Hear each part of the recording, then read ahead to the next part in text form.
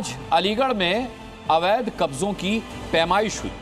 यहां मेरे पास ये एक इंस्ट्रूमेंट है और इसे आप सब जानते होंगे ये क्या है। ये है इंची टेप। जो पैमाइश हुई है वो किस नियम पर हुई है? ढूंढो, नापो और तोड़ो। मिशन वही, टारगेट नया। यूपी में ऐसा ही मिशन चल रहा है। अवैध कब्जों को पहले खोजा जाता है और फिर उनकी नापजोक की जाती है। ऐसे इंची टेप से बाकायदा जमीन नापी जाती है और जमीन नापने के बाद फिर बुलडोजर को कॉल किया जाता है और हो जाता है एक्शन शुरू।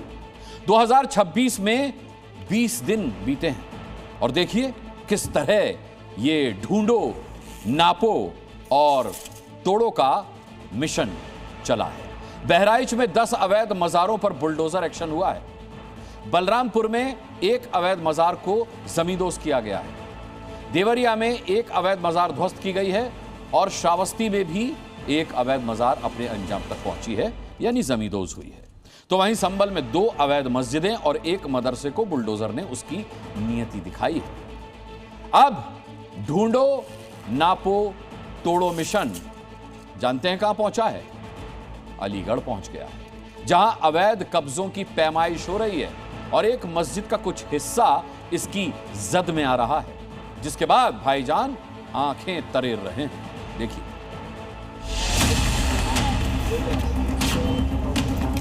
नुकसान हम किसी का नहीं होने देंगे, चाहे हमें कितना भी बड़ा आंदोलन करना पड़े। कब्जा कोई भी करेगा, कोई भी होगा, उसको छोड़ूंगा तो नहीं।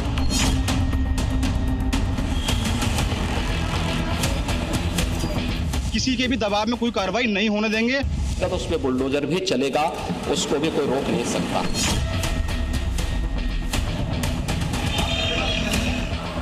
योगी के अफसरों ने हाथों में इंची टेप और फीता उठा लिया है। अवैध कब्जे का नाप जोख शुरू हो गया है। अवैध कब्जा नापा जोखा जाता है तो अक्सर बवाल हो जाता है। यहाँ ऐसा कुछ ना हो, इसके लिए पुलिस तो है ही, पीएसी और आरएएफ की भी तैनाती की गई है।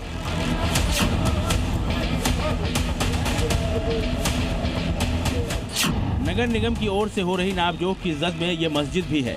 आरोप है कि मस्जिद सरकारी नाले पर अतिक्रमण करके बनाई गई है, इसीलिए इसकी भी नपाई की जा रही है। जब भी बात मस्जिद, मदरसे, ईदगाह या मजार की होती है, भाईजान तुरंत आस्तीने चढ़ा लेते हैं, बिना ये सोचे समझे कि अवैध कब्जे के खिलाफ कार्रवाई धर्म देखकर नहीं होती। कब्जा किसी ने भी कर रखा हो, योगी छोड़ते नहीं हैं। कब्जा कोई भी करेगा, किसी भी स्मारक पर, किसी भी पौराणिक स्थल पर, वो कोई भी होगा, उसको छोड़ूंगा तो नहीं। अलीगढ़ नगर निगम योगी के इसी मिशन को अंजाम तक पहुंचाने निकला है। रेलवे रोड इलाके में सड़क और नाले पर हुआ अतिक्रमण हटाया जाना है। इस मस्जिद का कुछ हिस्सा भी उस कार्रवाई की जद में आ रहा है। आरोप है कि मस्जिद का कुछ हिस्सा 100 साल पुराने सरकारी नाले पर बना है। कहा यह भी जा रहा है कि नाले पर अतिक्रमण कर मस्जिद के कुछ हिस्से का निर्माण किया गया है। मस्जिद के अवैध निर्माण को लेकर कुछ हिंदू संगठनों ने शिकायत भी दर्ज कराई थी। जो जमीन है ये नाले की जमीन है। नाले के ऊपर यहाँ पर दुकानें बनाई गई और इसके ऊपर हलवाईयान मस्जिद है, धार्मिक स्थल है, ये बनाया गया और उसके बाद इसकी दूरी करीब 2 किलोमीटर की दूरी तक है। और यहाँ तक अब जहाँ तक आपकी नज़र जाएगी, यानी रेलवे रोड से लेकर जामा मस्जिद तक 2 किलोमीटर का दायरा है। इसकी आज पैमाइश की गई। अब बड़ा सवाल यह है कि क्या हिंदू संगठनों की शिकायत पर ही अतिक्रमण की नापजोख हुई है? तो ऐसा बिल्कुल नहीं है। दरअसल यहाँ सीएम ग्रिड सड़क निर्माण कार्य कराया जाना है। 13 करोड़ 15 लाख रुपए की लागत से सड़क और नाले का निर्माण होना है। अगले 10 दिनों में सीएम ग्रिड सड़क निर्माण का काम शुरू किया जाना है। इसी बात को ध्यान में रखते हुए रेलवे रोड पर अतिक्रमण हटाया जाना है। सारे नाले सब बंद पड़े हुए, चौक पड़े हुए, उन पे बना हुआ है, निर्माण हुआ है और इसी वजह से सारे शहर की व्यवस्था खराब है। सब ही लोग परेशान है इसी कारण। तो ये हटनी चाहिए कि नहीं हटनी चाहिए? बिल्कुल हटनी चाहिए। सरकारी काम सरकार के हिसाब से होना चाहिए। ये पाकिस्तान नहीं है, हिंदुस्तान है। बुद्धि सही कर लें, बुद्धि की शुद्धि कराएं। अगर मस्जिद टूट रही है या नाप तोल हो रही है या जो भी हो रहा है XYZ, तो नियम के अनुसार हो रहा है, उसमें परेशानी किस बात की है? मस्जिद के अतिक्रमण वाले हिस्से की नापजोख शुरू होते ही इलाके में तनाव फैल गया और भाईजान की तो त्योरियां ही चढ़ गईं। पहले नगर निगम के अधिकारियों को ये चीज़ दिखाई नहीं देती थी क्या? इसका आगे चल के क्या रिएक्शन होगा?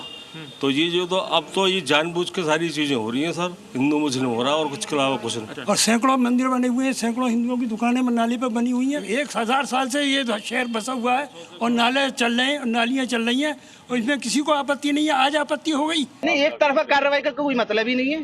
संविधान सबके लिए एक जैसा है। अगर होती है तो फिर हम 34 पार्षद हैं और फिर इंशाल्लाह जो भी होगा आंदोलन, अगर हमें जिस हद तक जाना पड़ेगा उस हद तक करेंगे। सबके साथ एक जैसा व्यवहार होना चाहिए। अगर ऐसा नहीं होता तो क्या करेंगे? ऐसा नहीं होता तो हम आंदोलन करेंगे। मस्जिद की नापजोख का काम पूरा हो गया है। अब नगर निगम की टीम अपनी रिपोर्ट सौंपेगी, जिसके आधार पर आगे की कार्रवाई तय होगी। फिलहाल रेलवे रोड इलाका छावनी में तब्दील है। पुलिस बल के साथ आरएएफ और पीएसी के जवानों की तैनाती की गई है।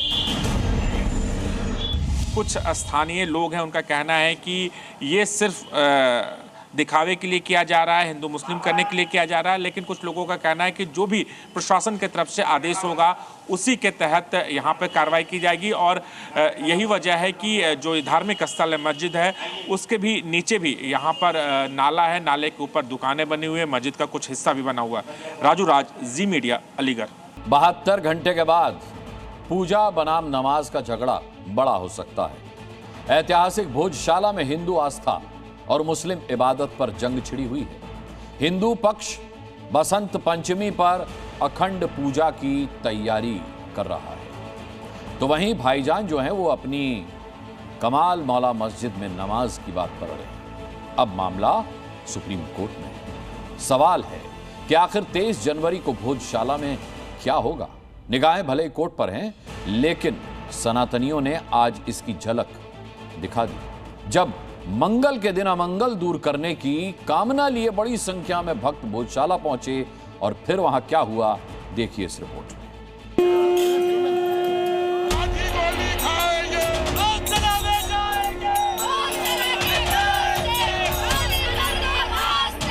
आवाज नहीं होने देंगे आपकी।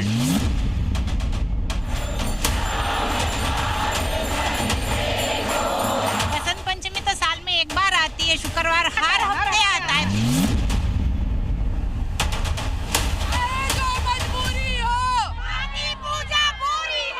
मुस्लिम समाज का स्टैंड क्लियर है कि वो नमाज पढ़ेगा।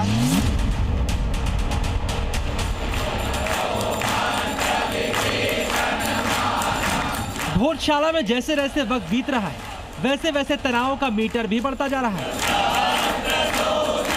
जिस भोजशाला में भाईजान वसंत पंचमी के दिन भी नमाज करने की जिद पर अड़े हैं, आज उसके कोने कोने में सनातन की आवाज गूंज उठी। जहां तक नजर गई वहां आज सिर्फ और सिर्फ सनातनी नजर आ रहे थे, जो हनुमान चालीसा का पाठ कर रहे थे, आरती गा रहे थे और मां सरस्वती की विधि विधान से पूजा कर रहे थे।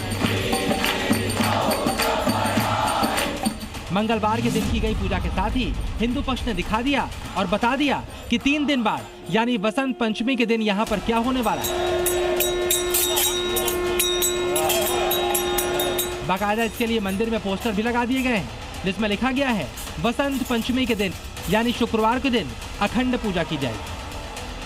माँ के पंडाल में कोई भी दूसरा व्यक्ति नहीं आएगा, हिंदू नहीं आएगा। बीच में 1 घंटे के लिए भी ना रोका जाए। वो हम कुछ नहीं जानते। हमारी माँ का मंदिर है, वहाँ उन्हीं की जयंती के दिन पूरे टाइम सुबह सूर्यास्त हम तो पूरे साल में 1 दिन मांग रहे हैं। हजारों की संख्या में लोग आने वाले हैं। भोजशाला में अदालत के आदेश के मुताबिक मुस्लिम पक्ष जुम्मे के दिन नमाज पढ़ता है, तो वहीं हिंदू पक्ष को मंगलवार और बसंत पंचमी के दिन पूजा की अनुमति है। अब इस बार वसंत पंचमी शुक्रवार के दिन पड़ी है, इसी पर विवाद है। प्रशासन अपने तरीके से दोनों पक्षों से बात कर हल निकालने में लगा है, लेकिन हिंदू पक्ष का साफ कहना है कि वो पूरे दिन पूजा करेंगे, तो वहीं मुस्लिम पक्ष भी नमाज करने पर अड़ा है। आज भी जब पूजा के लिए बड़ी संख्या में हिंदू भोजशाला पहुंचे, तो उन्होंने नारेबाजी करके अपनी यही मांग रखी। बसंत पंचमी तो साल में एक बार आती है, शुक्रवार हर हफ्ते आता है। अखंड पूजा, अखंड पूजा। हम केवल 1 दिन वर्ष में मानते हैं, केवल 1 दिन। पूरी भोजशाला हमारी है। मुस्लिम भाइयों को चाहिए कि बड़ा दिल करके एक दिन जो है ना शुक्र का दिन छोड़ देना चाहिए। आवाज नहीं होने देंगे आपकी। मामला संवेदनशील है, इसलिए प्रशासन पूरी तरह अलर्ट है। कल अलग अलग धार्मिक संगठनों की बैठक भी बुलाई गई थी, जिसमें बीच का रास्ता निकालने की कोशिश की गई, लेकिन अभी तक दोनों पक्ष अपनी मांग पर अड़े हैं। शुरू से इसमें नमाज होती थी, हो रही है, पालन होना चाहिए, ये हम भी कह रहे हैं। मुस्लिम समाज का स्टैंड क्लियर है कि वो नमाज पढ़ेगा, लेकिन नमाज सांकेतिक होगी। हालात को देखते हुए अब पुलिस ने भी अपनी तैयारी शुरू कर दी है। माहौल खराब ना हो, इसके लिए सीआरपीएफ रैपिड एक्शन फोर्स को बुलाया गया है। 23 जनवरी को यहाँ 8000 से ज्यादा जवान मोर्चा संभालेंगे। इसके अलावा 12 से ज्यादा सीनियर पुलिस अफसरों को सुरक्षा की कमान सौंपी गई है। हिंदू पूजन के लिए आएंगे नियम के हिसाब से, और यहाँ पर जो पुलिस प्रोटेक्शन है, आपको सुरक्षा व्यवस्था कितनी पुख्ता है, आपको इन तस्वीरों के जरिए मैं आपको दिखा देता हूँ। चप्पे चप्पे पर सीसीटीवी कैमरे लगे हुए हैं और इस पूरे एरिया को, भोजशाला वाले एरिया को नो फ्लाइंग जोन घोषित कर दिया गया है और इसके साथ साथ 2 वज्र वाहनों की शहर में तैनाती की गई है।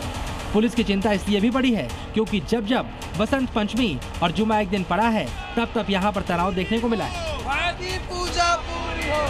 2006 में ऐसे ही विवाद में पुलिस को लाठीचार्ज करना पड़ा था और विवाद बढ़ गया था। तो वहीं 2013 में ऐसी ही स्थिति बनी थी, जहां पुलिस ने फिर लाठियां चलाई। इसके बाद 2016 में फॉर्मूला बनाया गया, जिसके मुताबिक सीमित संख्या में सांकेतिक नमाज पढ़ी गई थी। इस बार भी प्रशासन उसी फॉर्मूले को अपनाते हुए विवाद रोकने की कोशिश में लगा है। मामले के लिए हिंदू पक्ष ने सुप्रीम कोर्ट में भी अर्जी लगाई है, लेकिन जो तस्वीरें आज भोजशाला में दिखी, उनसे साफ हो गया सनातनी पीछे हटने को तैयार नहीं। तो क्या इस साल ये पहली बार होगा जब भोजशाला में जुमा बिना नमाज के होगा? प्रमोद शर्मा, जी मीडिया, धार। अक्सर हमने देश के अलग अलग हिस्सों में देखा है कि कैसे जमीनों पर कब्जा करके मदरसे बनाए जा रहे हैं, लेकिन देवभूमि में ऐसा मामला सामने आया है कि हिंदुओं के बीच में रहकर उनसे चोरी छिपे उनके घरों के पास एक दुकान के अंदर अवैध मदरसा चल रहा था। कौन चला रहा था ये मदरसा और क्यों इस पर देवभूमि में अब मच गया है बवाल? देखिए इस रिपोर्ट।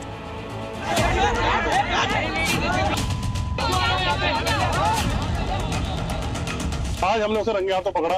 मौलवी बकायदा बच्चों को एक मदरसे वाली पढ़ाई करवा रहा था। मौलवी बकायदा बच्चों को एक मदरसे वाली पढ़ाई करवा रहा था। बहस, विवाद और ये हंगामा देवभूमि उत्तराखंड के ऋषिकेश में मचा है, जहां एक मौलाना जो कर रहा था उसका सरेआम पर्दाफाश हुआ तो हिंदुओं का गुस्सा भड़क गया। ये विवाद क्यों हो रहा था और क्यों मौलाना पर हिंदू भड़के थे, तो अब ये भी जान लीजिए। दरअसल इस विवाद के पीछे की वजह है ये जगह है, जो कि देखने में तो सामान्य दुकान लग रही है, लेकिन इसके अंदर अवैध रूप से मदरसा चलाया जा रहा था। दुकान के अंदर कोई सामान नहीं रखा था, बल्कि कालीन बिछाकर बच्चों को तालीम दी जाती थी। मदरसा सील है, लेकिन उसकी आड़ में ही उसके बगल में एक दुकान के अंदर जो सामने शटर आप देख रहे हैं, उसमें कुछ बच्चे जो हैं कुरान पढ़ रहे थे। पड़ोस में मदरसे और मस्जिद बनवा देता है। आज हमने उसे रंगे हाथों पकड़ा। मौलवी बकायदा बच्चों को एक मदरसे वाली पढ़ाई करवा रहा था। दुकान के अंदर अवैध मदरसे के इस पूरे खेल के पीछे एक मौलाना था, जो खुद को बिहार का रहने वाला बताता था और दावा कर रहा है कि वो 15 साल से यही रह रहा है। लेकिन जब हिंदू संगठनों ने आधार कार्ड चेक किया तो पता चला कि उसका आधार कार्ड फर्जी है। मौलाना के आधार कार्ड में उम्र 34 साल दिख रही थी, जबकि देखने में कहीं से 34 साल का वो लग नहीं रहा। 1991 पर उसने अपना जन्म तिथि दिखा रखी है। 1991 में अपना जन्म वर्ष दिखाया हुआ है, तो उस हिसाब से वो 35 साल की आयु का दिखा रहा है। किंतु उसने अभी भी अपने बयान में बोला है कि 1995 में हरिद्वार से काम कर रहा है। तो क्या 4 साल की आयु में ही हरिद्वार में काम करने लग गया था?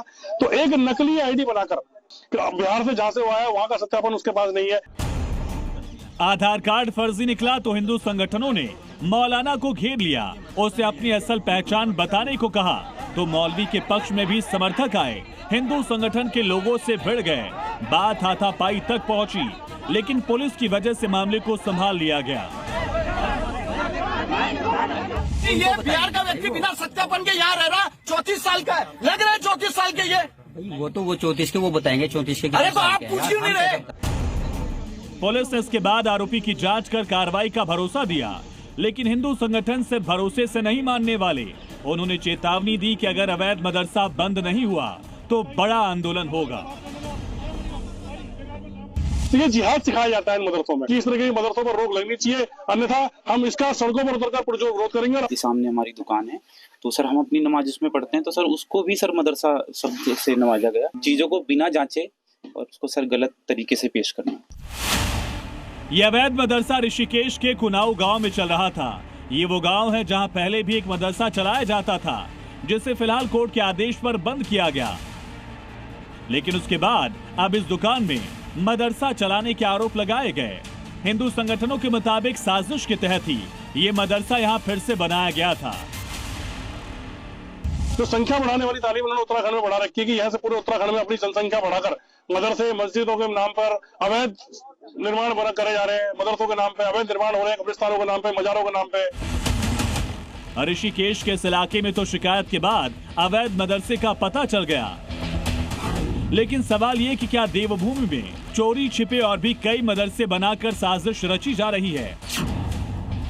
और क्या ऋषिकेश जैसी जगह पर जहां 2% से भी कम मुस्लिम हैं, वहां डेमोग्राफी बदलने के लिहाज से ऐसे मदरसे बनाए जा रहे हैं? ऋषिकेश से जी मीडिया के लिए अमित कांडी। कहीं फर्जी मौलाना पकड़े जा रहे हैं तो कहीं बमबाज पकड़े जा रहे हैं। गणतंत्र दिवस से ठीक पहले दिल्ली से सिर्फ 60 किलोमीटर दूर 200 किलो विस्फोटक मिला है। इस विस्फोटक को योगी फोर्स ने हापुड़ में एक मकान से जब्त किया है। योगी फोर्स ने आरोपी नदीम को बारूदी जखीरा जुटाने के आरोप में गिरफ्तार भी कर लिया। 26 जनवरी से पहले विस्फोटकों की खेप मिलने से कैसे सनसनी मच गई है, क्यों पुलिस और खुफिया एजेंसी अलर्ट पर आ गई हैं, देखिए। पुलिस द्वारा तलाशी में लगभग 200 किलोग्राम गन कॉटन पाउडर, 2000 सेलनुमा विस्फोटक कैंडल, 27 कट्टे सेलनुमा विस्फोटक कैंडल के खोखे बरामद किए गए हैं। राजधानी दिल्ली से महज 60 किलोमीटर दूर योगी फोर्स को ये बारूदी जखीरा मिला, वो भी 26 जनवरी से ठीक 150 घंटे पहले।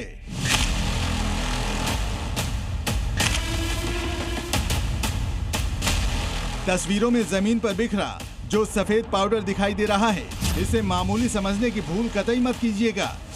ये गन कॉटन पाउडर है, जिसका इस्तेमाल न सिर्फ गोली दागने में बल्कि एक चिंगारी के जरिए इस पाउडर से ब्लास्ट भी किया जा सकता है।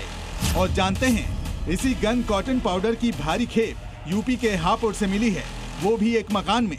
दरअसल योगी फोर्स बीती रात ऑपरेशन सत्यापन के तहत हापुड़ के फतेहपुर थाना क्षेत्र में जांच पड़ताल कर रही थी। इसी दौरान यूपी पुलिस को एक मकान में विस्फोटक से जुड़ा इनपुट मिला, लिहाजा योगी फोर्स ने पूरे जाब्ते के साथ मकान पर दबिश दी। मौके से पुलिस को 200 किलोग्राम गन कॉटन पाउडर मिला, वहीं 2000 सेलनुमा विस्फोटक कैंडल भी बरामद किया गया।